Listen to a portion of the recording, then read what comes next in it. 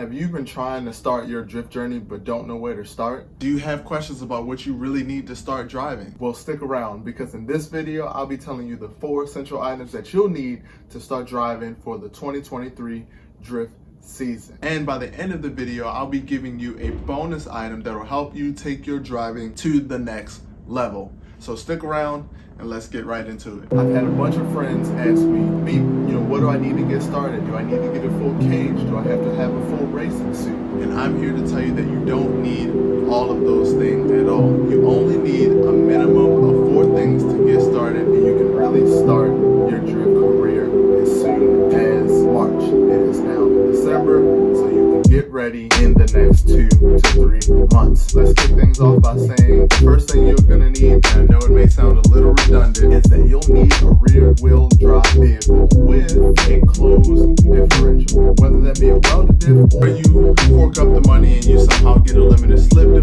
differential, as long as those rear wheels are able to lock up, you'll be able to actually initiate and maintain a drift. I have a lot of people that come to me, asking, hey, can I drift the automatic? And my answer is not well. I see people that can kick off a donut or two and do a couple burnouts in the automatic, but you won't have as much control over the vehicle in a drift in an automatic vehicle, and you won't even be able to slide at all if your car is front wheel drive. All-wheel drive vehicles are another subject, but it's best and easiest that I'm recommending you is you just start with something simple.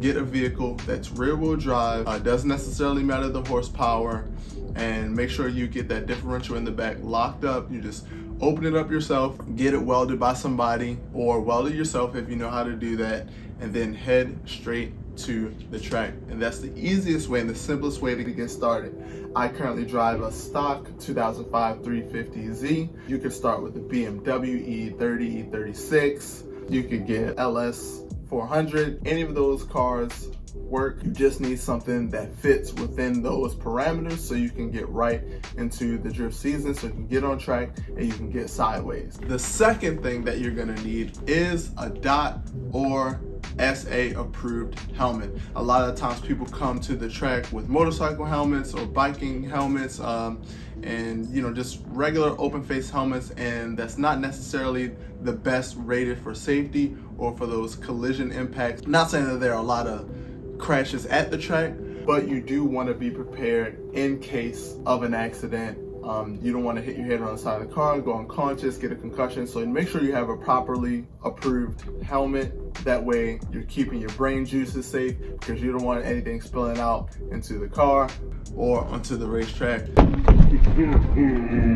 Not good. Wear a helmet. Remember, kids, safety first, not safety third. Motorcycle helmets are no longer being accepted. They used to accept any type of helmet, but they've been cracking down on safety regulations, and I'm here to tell you, make sure you get that DOT approved helmet so you can be as safe as possible out here in these streets. Well, not really in the streets, on the track. Helmets come in a wide variety of shapes and sizes, so you just go to your local race shop, or if you don't have a local race shop, you just go and buy a helmet off of Amazon. I'll leave a link in the description below of the helmet that I have, because I have a large amount of hair.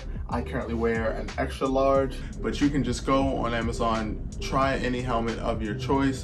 They do have an exchange policy in case it doesn't fit. You can just return it, get another one. You can get matte, you can get glossy. You can change out the visor and personalize your helmet, so you can bring some personality and flair, but the most important thing is that you're being safe. I cannot stress it enough. Always make sure you're being safe when you're getting into motorsports. Which brings me to the third thing on the list. Comfy shoes, or shoes that you can at least feel the pedals in. And I know that's silly, but hear me out for a second. You can't initiate a drift or really feel control of the car if you're wearing big Timberland boots or big RV boots or anything like that. You want to have something that has like a thin yet grippy sole. My go-to shoes that I wear all the time are Vans. I wore them skateboarding and wear them while driving. It gives me an optimum feel of the pedal, so I can feel the inputs of the car and I can modulate the throttle, feel the brake, know how much pressure to apply to the clutch.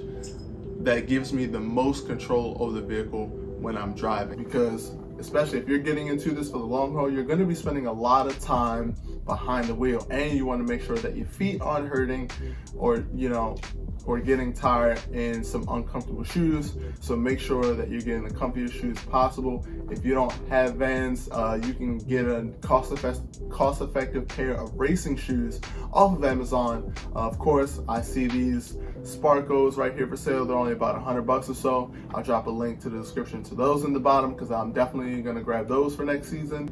Unless you're like one of my favorite drifters over there in Hoonigan by the name of Hurt, who likes to drift in a pair of Crocs. I personally don't like Crocs, but if they're comfy to you and you can accurately, feel what you need to do with the car, then by all means, rock a pair of Crocs. Like my girlfriend says, if you're not crocking, you're not rocking. I don't have that philosophy, but if you agree with that and you feel the same way, go ahead and smash the like button for me, because if you're crocking, you're always rocking, and you might be able to convince me to get a pair of my own. So a good set of comfy shoes will definitely be beneficial for your driving, and you also want to make sure that they're not slippery. That way you're not slipping and fumbling along with the pedals. Good set of racing shoes are definitely an important part to have in your arsenal when it comes to the 2023 drift season. But until then, let's move on to the next thing. This item is quite debatable, but I see it as an invaluable necessity, and that would be gloves. But when it comes to accuracy and consistency when it comes to your driving, especially when you get into different steering wheels, suede, alcantara, and leather, the moisture of your hands will impact how well the steering wheel will be able to slip through your hands, or vice versa, or how much grip you need. So a good set of racing gloves are definitely an important part of the equipment that you need to not only maintain safety, you'll be more consistent with your steering. I have these Saints of Speed donut gloves. I really love these gloves. They weren't that bad. You can get a good pair of gloves from anywhere between 30 to 50 bucks. I think that's around the cost that I paid for mine. My hands get often sweaty and clammy, but if you have a good set of racing gloves, you'll be able to control that on a regular basis. And if you like the way those look, I'll drop a link for those in the description below, because those gloves are pretty sick. They do have a wide variety of gloves, and if you don't like these gloves, you can always just search up any gloves on Amazon and you'll be able to get some for cheap, and it'll definitely help you out maintain consistency for your steering while you're driving. And when it comes to drifting, consistency is an important thing that you should always be striving for, because you're always trying to get better while behind the wheel. And last but not least, this is the bonus item that I'll tell you that you should probably invest in if you're able to. That will really help change your driving and help you build consistency as a driver, and will help you improve your technique overall. And that will be a GoPro with a mount. Most of the times when you buy a GoPro, it will come with a helmet mount or a mount in some form or fashion. I like to wear mine on my helmet facing my point of view. That way I can study my hand movements. Just like when you're practicing any sport, you want to watch what you've done already, replay the things that have taken place, so you can study, so you can assess what you've done right, what you've done wrong. And if you're not sure what to look for, it's always good to show that footage to an experienced driver, so they can tell you, hey, try this, or you've been doing a little bit too much of this, because the drift community is an open community of helpful strangers that are always willing and always wanting the person next to them to get better. And that is one of the most amazing things about the drift community. So again, don't be afraid about jumping in. I'm here to tell you that after my first season of drifting, it is the most amazing thing that I've ever done, and I don't think I'll ever be able to give it up. So that is the bonus item. Get yourself a GoPro with a GoPro mount, or just any action camera will do, as long as you can record those movements and study how you've been driving. I currently have the GoPro Hero 3. It's one of the cheaper models, but it serves its purpose in recording my driving. That is an essential item that I've used repeatedly ever since I've started driving, from my first time doing figure eights up until my last day on the track. So that is definitely a valuable item that you should have in your toolbox.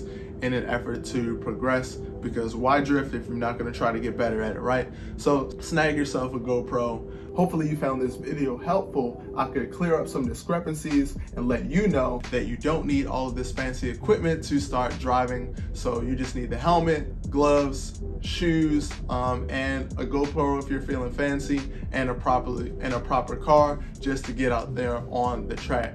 If you found value in this video, please give me a like, comment, and subscribe. I really appreciate it.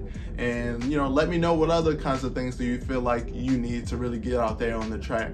Links to everything is in the description below. Thank you guys for watching, and hopefully I'll see you on the track this season. Thank you.